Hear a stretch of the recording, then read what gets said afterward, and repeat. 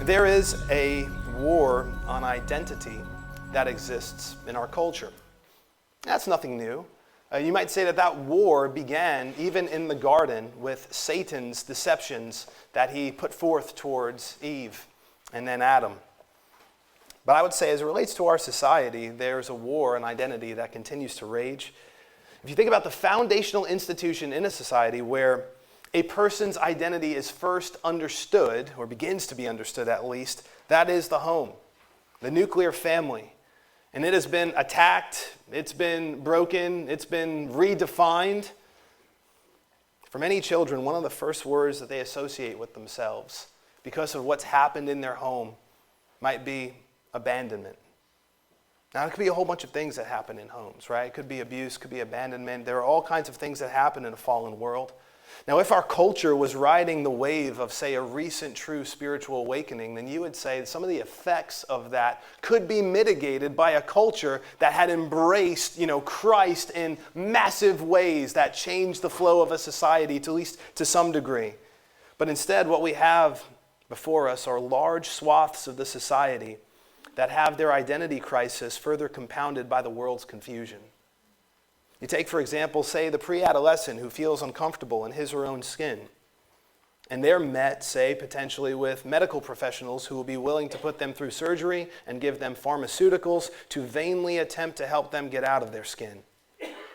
The high school student or the college student who, say, didn't form a solid self-identity in their formative years is met by teachers, professors, and social media, some of which might tell them that their identity is to be found in their ethnicity, or their identity is to be found in their gender, or their identity is best to be understood through, say, oppressor-oppressed lenses.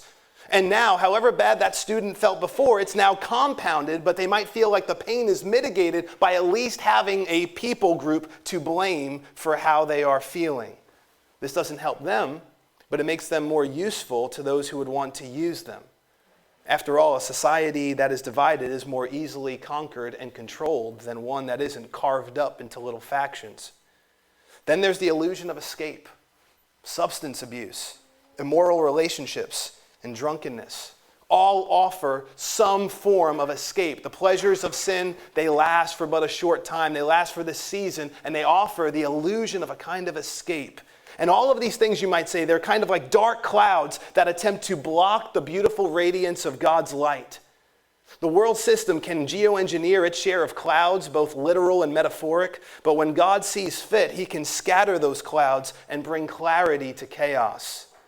The one who has been abused and abandoned, to use language from Titus 3, verse 3, hateful and hating others, confused and depressed, sitting in darkness, all of a sudden they see a great light when the gospel of the glory of Jesus Christ shines on them, to use language from 2 Corinthians chapter 4, verse 4, and they find truth.